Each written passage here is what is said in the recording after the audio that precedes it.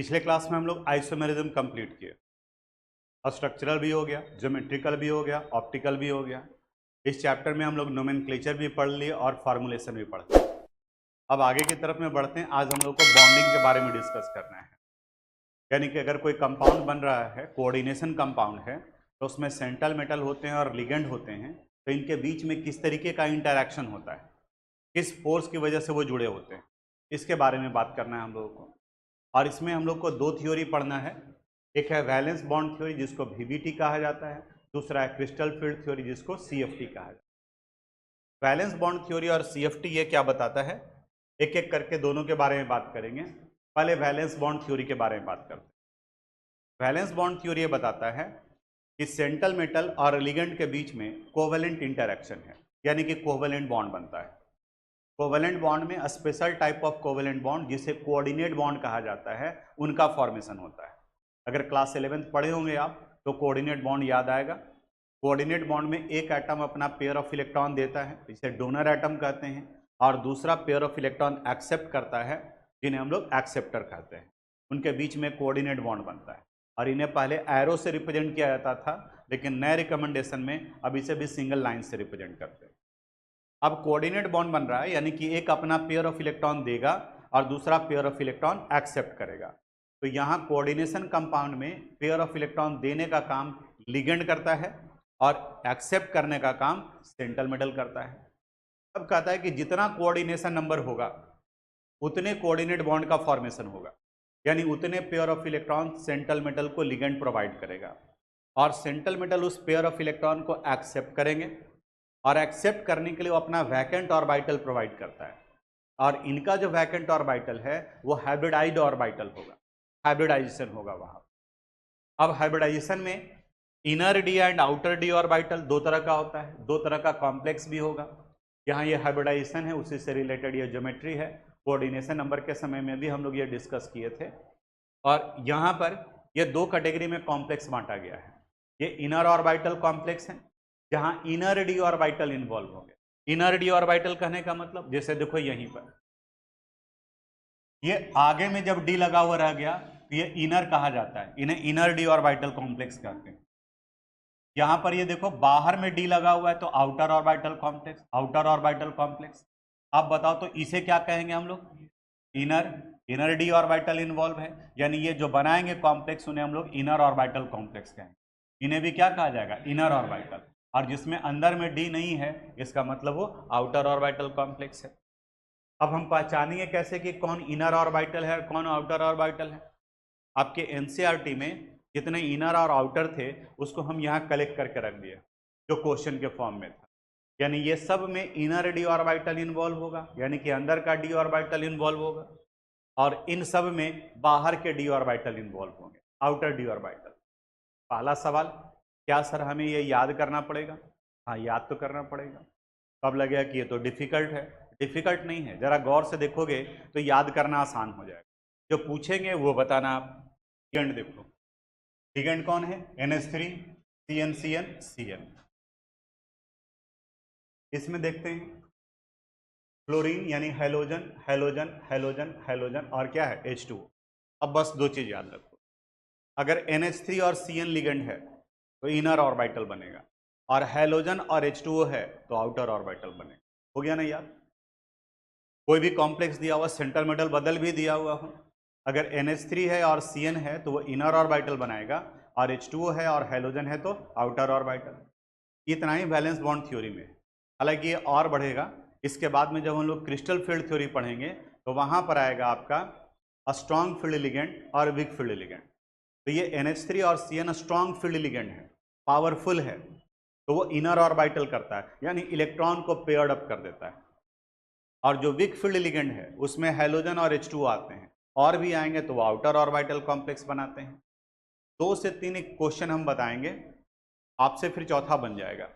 पहला क्वेश्चन जैसे ही बताएंगे, आप पहली बार में आप देख रहे हो तो आपके दिमाग में आएगा कि इसका बहुत सारा पार्ट हमको समझ में नहीं आया, ये क्या बोला जा रहा है, क्या बता रहे हैं। सेकंड क्वेश्चन पर जब पहुंचेंगे तो आपके दिमाग में आने लगेगा, सिर्फ रिस्पॉन्ड करोगे जो बोलेंगे उसके अनुसार से। तीसरा चौथा क्वेश्चन फिर आपसे बनना शुरू हो जाएगा, तो इसके अनुसार से आते हैं। लिगेंड याद हुआ? इनर ऑर्बिटल कॉम्प्लेक्स में बताओ कौन कौन सा लिगेंड, NH3 और Cn। आउटर ऑर्बिटल में हैलोजन और H2। इलेक्ट्रॉनिक कन्फिग्रेशन यहाँ पे जरूरत पड़ रहा है। इलेक्ट्रॉनिक कन्फिग्रेशन बहुत ज़रूरी है। अगर इलेक्ट्रॉनिक कन्फिग्रेशन पे कमांड नहीं है आपका तो इलेक्ट्रॉनिक कन्फिग्रेशन पे जाकर के कीजिए। हालांकि हमको लगता है कि 2-3 बार आपको वीडियो शेयर भी किए थे। इलेक्ट्रॉनिक कन्फिग्रेशन क्लास 11th में पढ़ना था, क्योंकि यहाँ पर अब इलेक्ट्रॉनिक कन्फिग्रेशन का ही जरूरत पड़ेगा। अगर इलेक्ट्रॉनिक कन्फिग्रेशन लिखने नहीं आ रहा है तो फिर नहीं बनेगा आपसे।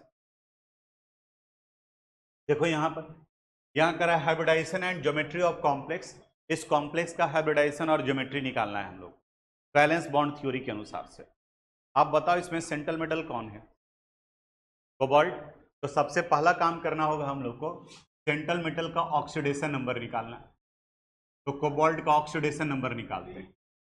कोबाल्ट के लिए क्या करेंगे, X, NH3 न्यूट्रल लिगेंड है तो 0 × 6 और इसके ऊपर में चार्ज कितना है +3, यानी X = +3।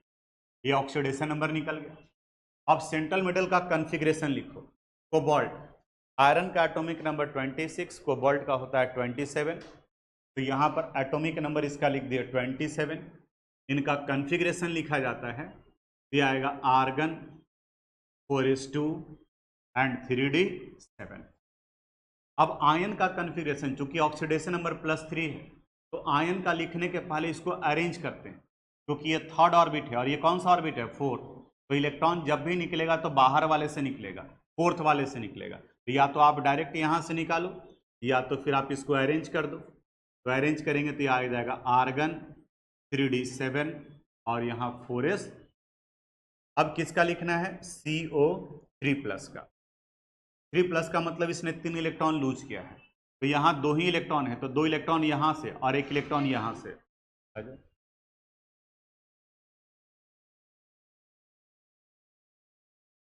CO3+ का कॉन्फ़िगरेशन लिखना है, इसका मतलब ये 3 इलेक्ट्रॉन लूज करेगा।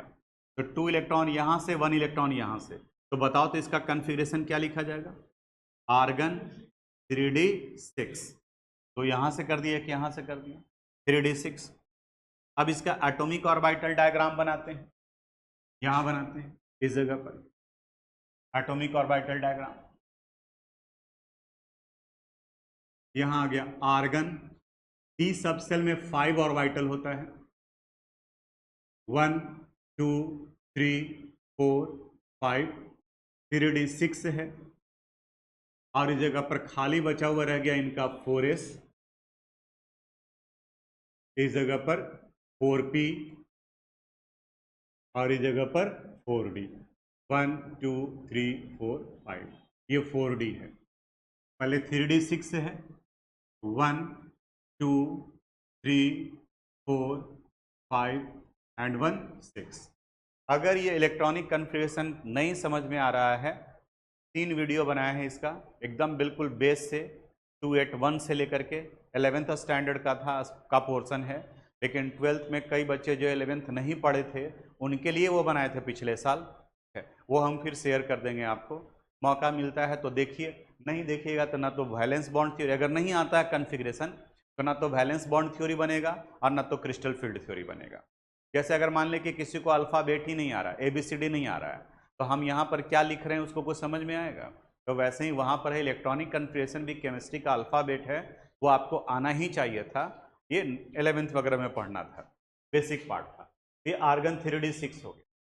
अब कॉम्प्लेक्स में आते हैं, इन CO NH3 6 3+। पहला बताओ आप, ये इनर ऑर्बिटल कॉम्प्लेक्स है या आउटर है, इनर में बताए थे कि 2 लिगेंड याद रखना, एक NH3 और दूसरा Cn। अब दूसरा काम करना है कोऑर्डिनेशन नंबर। NH3 मोनोडिंटेट लिगेंड है तो 1 और इसका नंबर कितना है 6, तो 1 × 6 = 6। ये इनर ऑर्बिटल कॉम्प्लेक्स है, कोऑर्डिनेशन नंबर 6 है। तो अभी यहाँ पर हम लोग लिखे थे कि अगर इनर ऑर्बिटल कॉम्प्लेक्स है, कोऑर्डिनेशन नंबर का वैल्यू 6 है, तो 2 हाइब्रिडाइजेशन होता है, D2sp3 और दूसरा sp3d2। तो बताओ तो यहाँ पर ये जो कंपाउंड हम लोग अभी डिस्कस कर रहे थे उसमें कौन सा हाइब्रिडाइजेशन होना चाहिए, D2sp3 या sp3d2। D2sp3 क्योंकि इनर ऑर्बिटल है। तो अब यहां पर ये क्या करेगा, अंदर का 2d ऑर्बिटल डिमांड करेगा, लेकिन इसके d में ऑलरेडी इलेक्ट्रॉन है, तो कहेगा कि हमें स्ट्रॉन्ग फील्ड लिगेंड है, हम इनर ऑर्बिटल कॉम्प्लेक्स है, तो बोलेगा कि तो क्या करें, तो बोले कि सारा इलेक्ट्रॉन जो हटो यहां से, जगह खाली करो। तो यानी जैसे ही इनर ऑर्बिटल कॉम्प्लेक्स होगा तो ये जो इलेक्ट्रॉन फिल कर रहे थे वो हुंड्स रूल को फॉलो कर रहा था। हुंड्स रूल बताता है कि सेम एनर्जी लेवल वाले में इलेक्ट्रॉन पहले सिंगली फील्ड होता है, उसके बाद पेयरिंग स्टार्ट होता है। तो ये बताता है कि हम इनर हैं, आपका वो रूल वगैरह कुछ नहीं चलने वाला है, आप क्या हो जाइए, पेयर्ड अप हो जाइए, आप सीधा पेयर्ड अप हो जाइए। तो अब यहां पर जैसे ही पेयर्ड अप होगा तो अब देखो कॉन्फ़िगरेशन क्या लिखा जाएगा, आर्गन डी सबसेल पहले बना लेते हैं, 1 2 3 4 5, यहां पर 4s, इस जगह पर 4p और यहां पर 4d, 1 2 3 4 5, यहां 3d6 था, 6 इलेक्ट्रॉन, ये कौन सा ऑर्बिटल है, 4s 4p और यहां 4d। ध्यान देना है, अगर इनर ऑर्बिटल कॉम्प्लेक्स है तो हुंड्स रूल को वायलेट करते हुए आप कॉन्फ़िगरेशन लिखो। तो इसको वायलेट करते हुए लिखेंगे क्योंकि पेयर्ड अप करने के लिए कर रहा है, देखो ऐसे करेंगे, 1 2 3 4 5, ये 6 लिखा गया, ठीक है, ये हुंड्स रूल का वायलेशन हो रहा है यहाँ पर। अब वैकेंट ऑर्बिटल सिलेक्ट करेंगे जितना इसका कोऑर्डिनेशन नंबर है, इसका कोऑर्डिनेशन नंबर वैल्यू कितना है, 6, तो अब यहां से ये 6 वैकेंट ऑर्बिटल सिलेक्ट कर लेगा। देखो सिलेक्ट कर रहे हैं, 1 2 3 4 5 6, ये इसका हाइब्रिडाइजेशन हुआ। एक्चुअली ये क्रॉस क्रॉस जो लिखे हैं वो इलेक्ट्रॉन है, ये वो इलेक्ट्रॉन है जो लिगेंड प्रोवाइड करता है। अब इसमें से यहाँ ये दोनों D का है, इसलिए लिख दिया गया D2, ये ऑर्बिटल S का है, यहाँ S, ये तीनों ऑर्बिटल P का है, इसलिए इन्हें क्या लिखा जाएगा, P। तो इसका हाइब्रिडाइजेशन हो गया D2sp3, इसका ये भी इलेक्ट्रॉन पेयर्ड पेयर्ड पेयर्ड, यानी कि एक भी इलेक्ट्रॉन अनपेयर्ड नहीं है, सारे इलेक्ट्रॉन पेयर्ड हैं, तो इसका मतलब ये डायमैग्नेटिक नेचर का होगा। यानी कंक्लूजन क्या आया, कंक्लूजन ये आया कि इस क्वेश्चन में हाइब्रिडाइजेशन ये हो गया D2sp3। अगर ज्योमेट्री पूछा जाए तो आप बताओ ज्योमेट्री कैसा होगा, octahedral, octahedral, number of unpaired electron,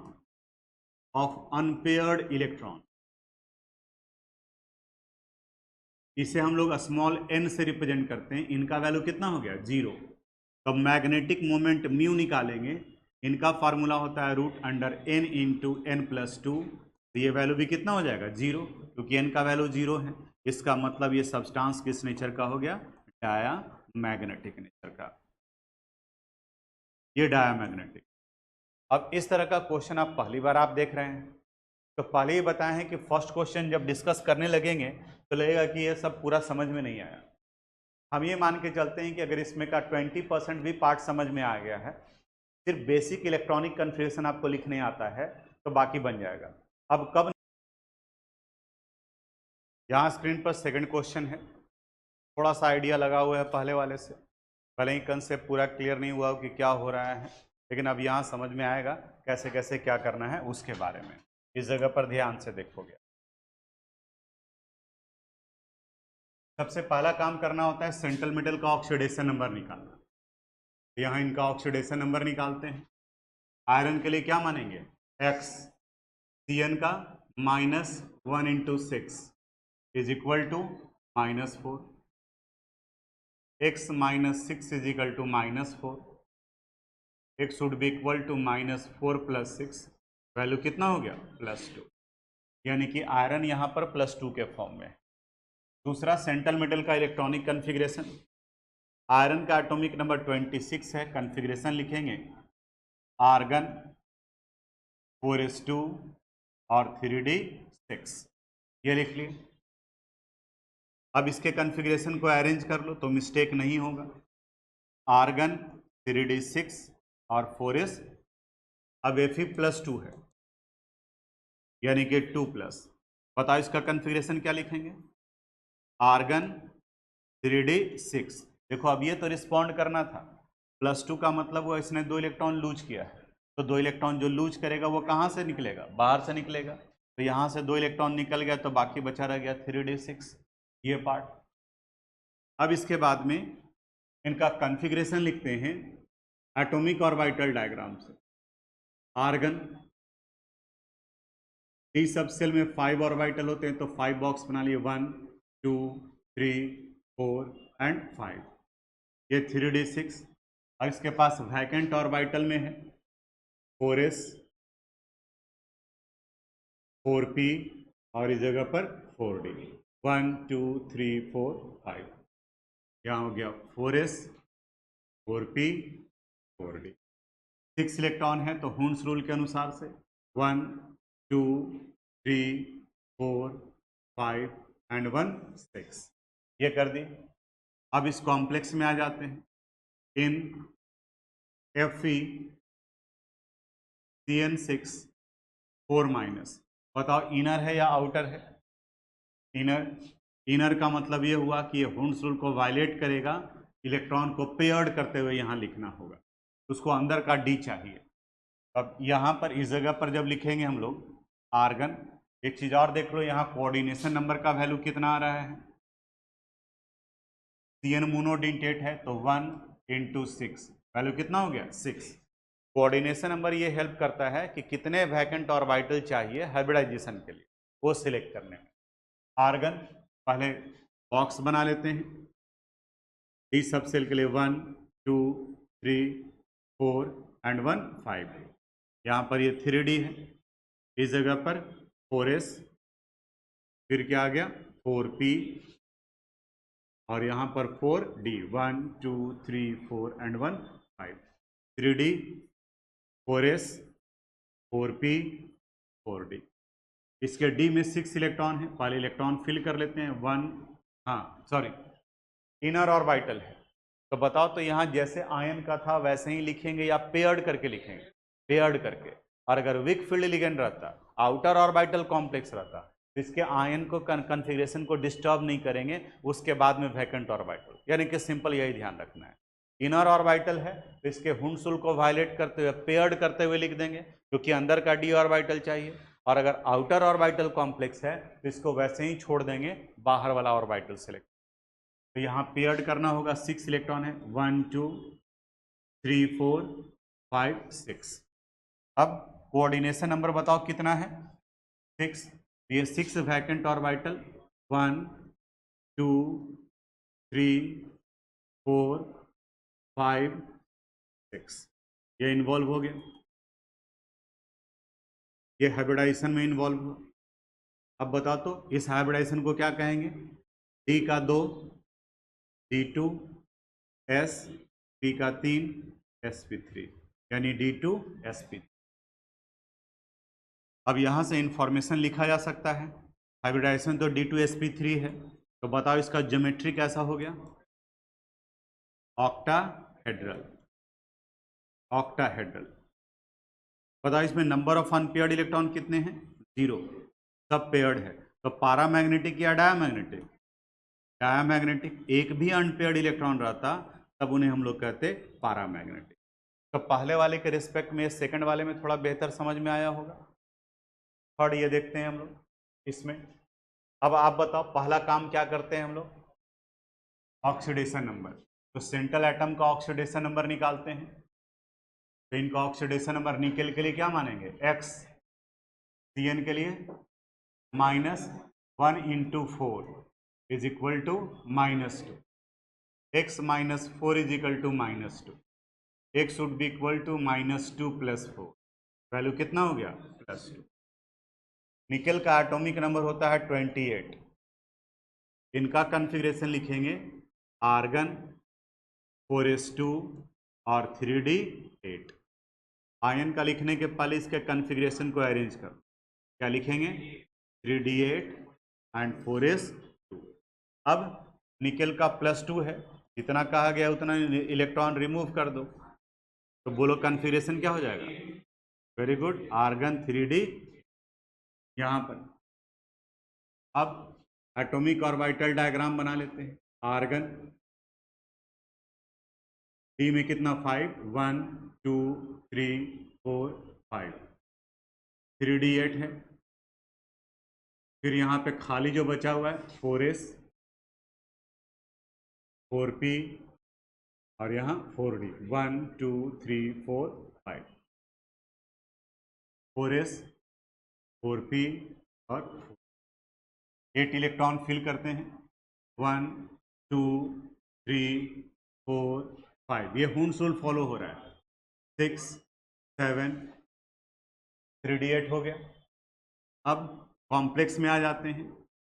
in NiCN4 2 minus, बताओ ये इनर या आउटर? इनर है।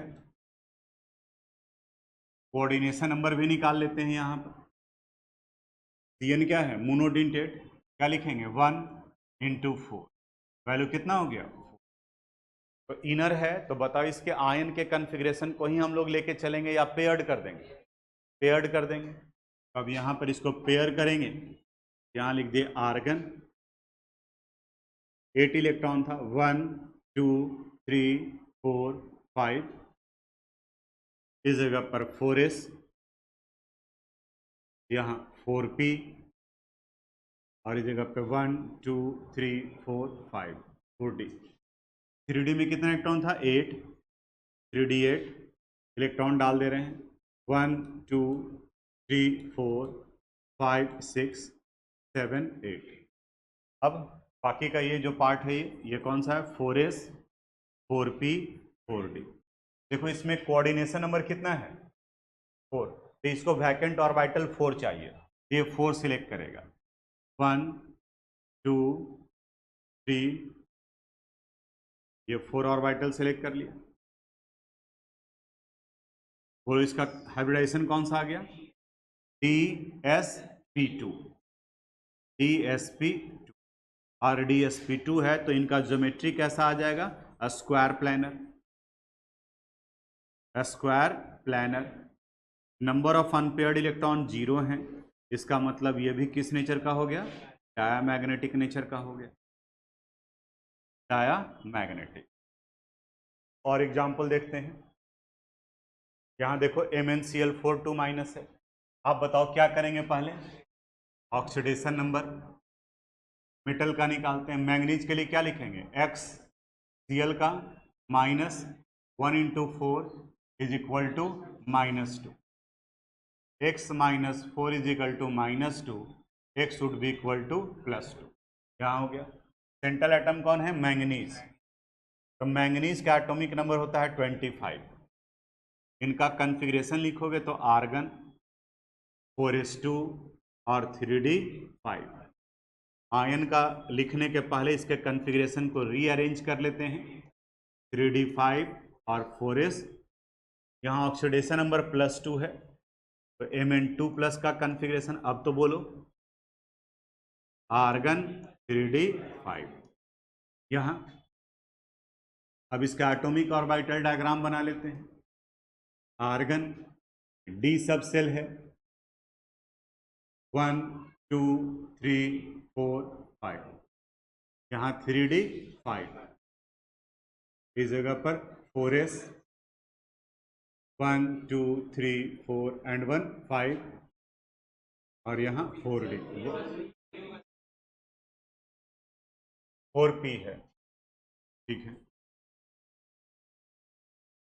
4s, इसके बाद आ जाएगा यहाँ पे 4p 1 2 3 और फिर आएगा D, इसमें 5 होगा 1 2 3 4 एंड 1 5, यहाँ 4s 4p और ठीक है।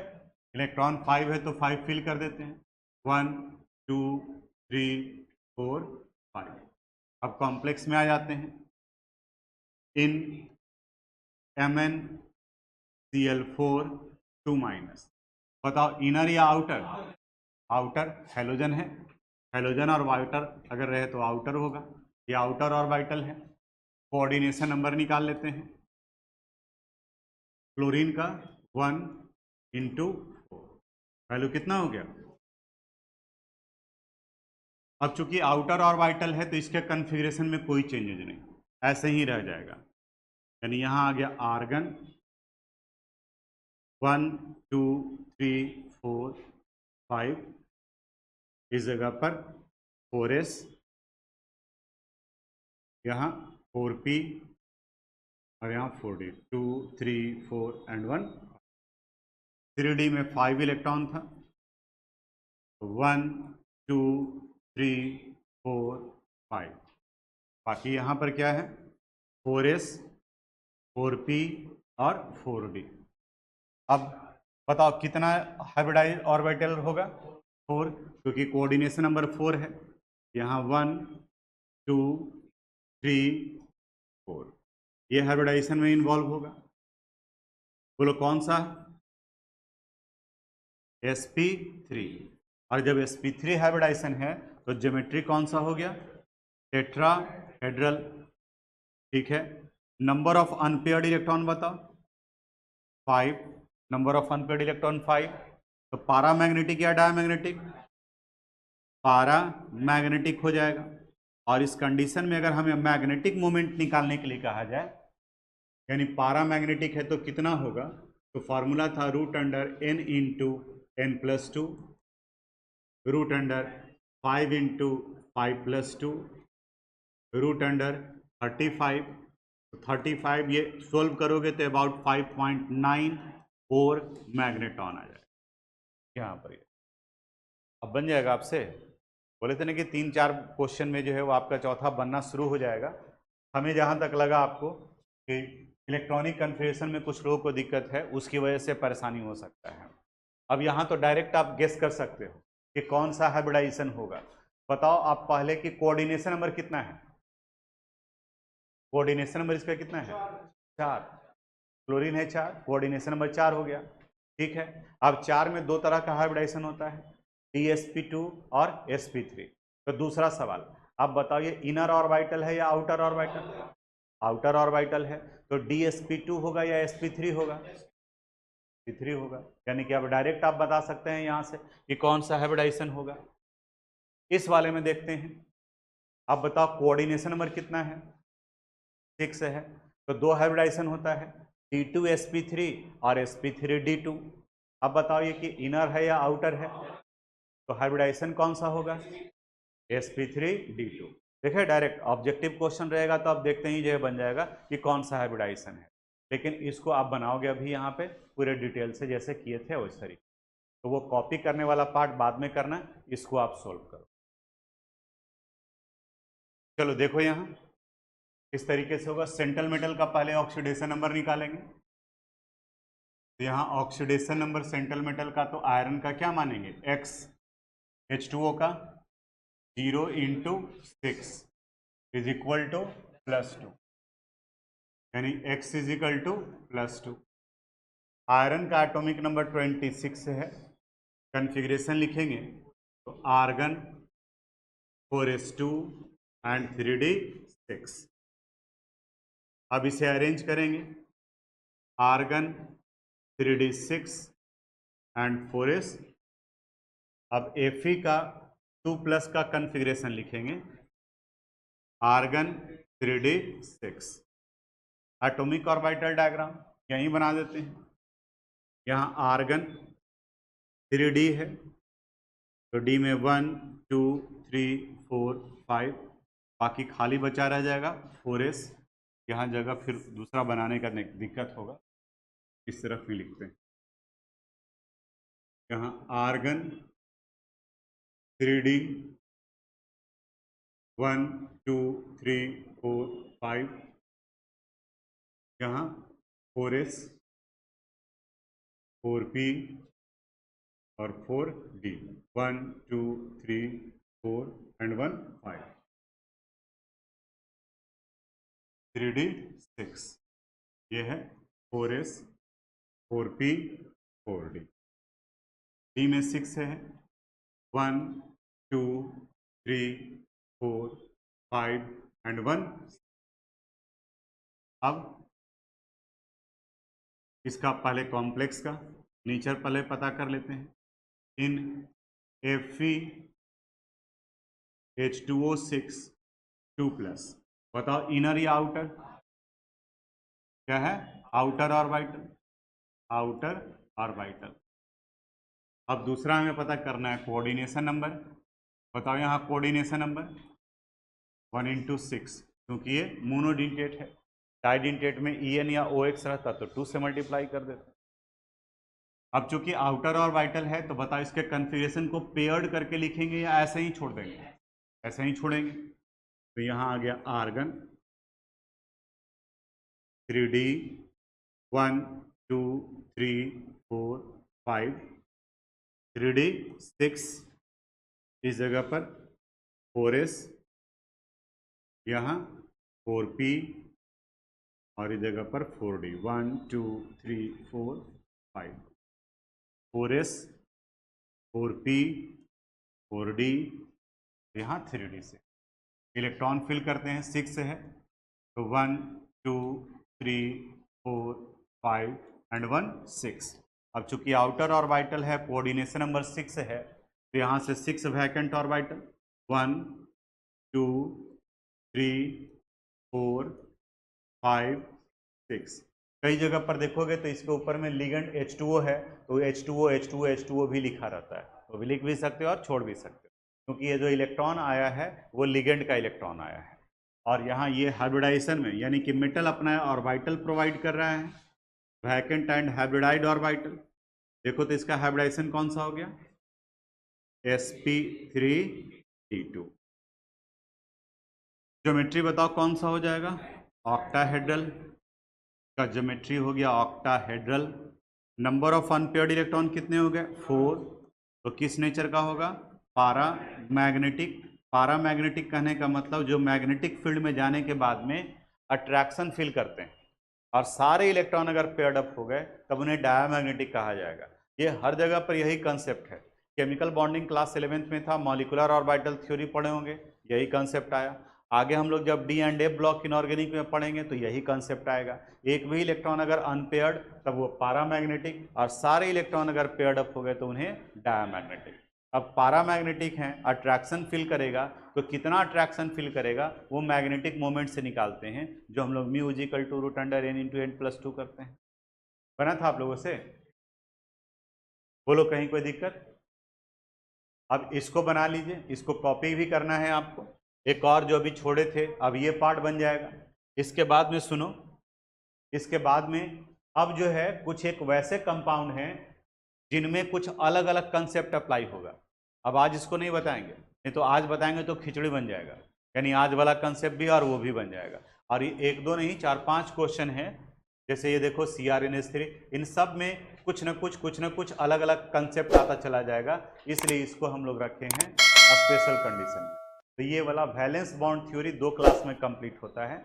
एक आज हम लोग डिस्कस किए जो नॉर्मल कंसेप्ट पर बेस्ड था, कल हम लोग डिस्कस इसके बाद वाले क्लास में डिस्कस करेंगे जब स्पेशल कंडीशन की बात करेंगे, उसके बाद में फिर CFT के।